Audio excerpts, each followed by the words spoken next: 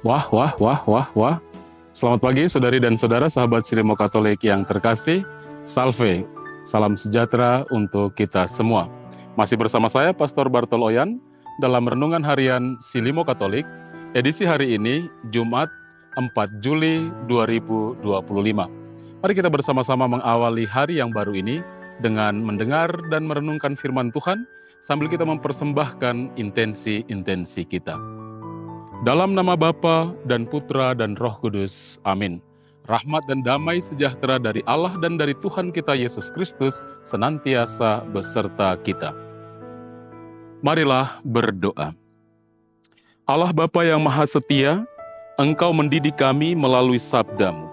Semoga sabda-Mu itu menjadi penuntun langkah kami untuk melaksanakan kehendak-Mu. Dengan pengantaraan Yesus Kristus Putra-Mu Tuhan kami, yang bersama dengan Dikau dalam persatuan Roh Kudus, hidup dan berkuasa, Allah sepanjang segala masa. Amin. Kita siapkan hati kita untuk mendengarkan sabda Tuhan. Tuhan bersamamu. Inilah Injil Suci menurut Matius. Pada suatu hari, Yesus melihat seorang yang bernama Matius duduk di rumah cukai.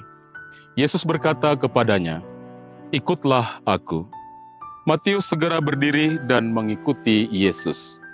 Kemudian ketika Yesus makan di rumah Matius, datanglah banyak pemungut cukai dan orang berdosa makan bersama-sama dengan dia dan murid-muridnya.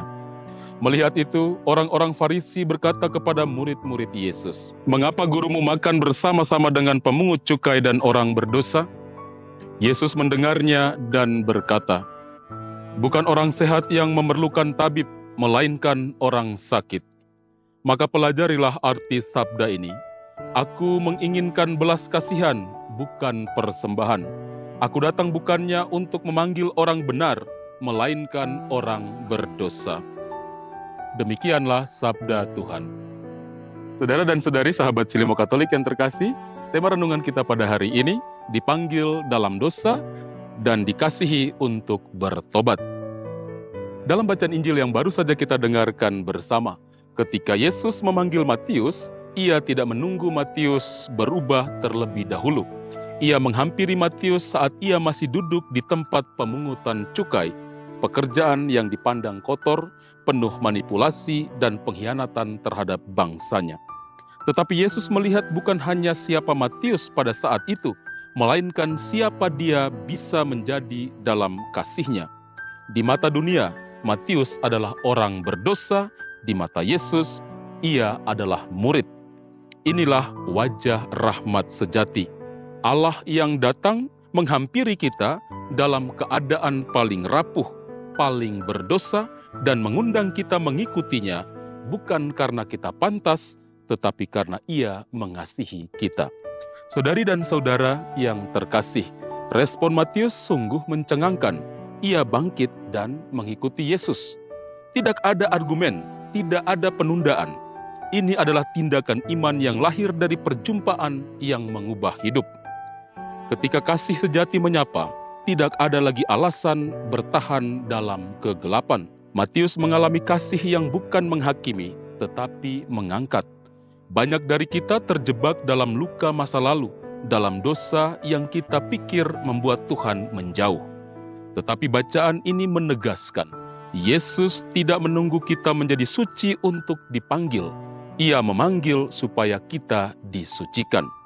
Ketika Yesus kemudian makan bersama para pemungut cukai dan orang berdosa, orang-orang Farisi mencibir, bagaimana mungkin seorang guru rohani berkumpul dengan mereka?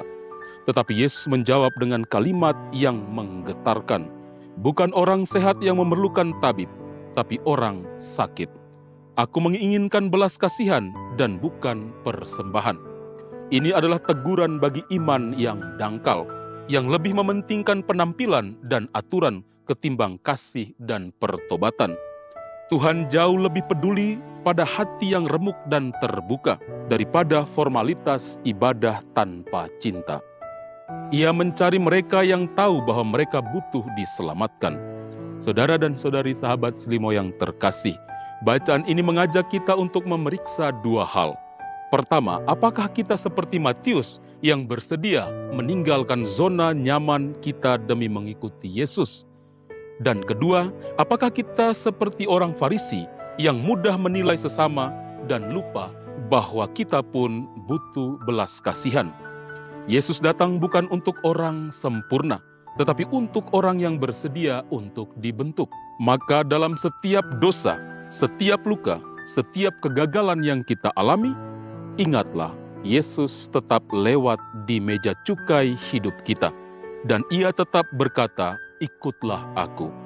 Tinggal apakah kita mau bangkit dan mengikutinya dengan segenap hati.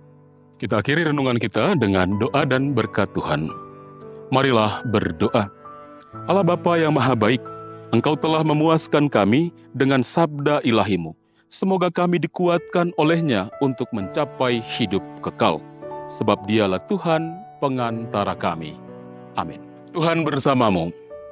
Semoga kita sekalian dalam seluruh aktivitas karya pelayanan kita sepanjang hari ini, intensi-intensi doa kita, semua mereka yang kita kasihi, senantiasa dibimbing, dilindungi, dan dipelihara oleh berkat Allah yang Maha Kuasa, Bapa dan Putra dan Roh Kudus. Amin. Saudara dan saudari, pergilah wartakanlah Tuhan dengan hidupmu. Renungan kita telah selesai. Syukur kepada Allah.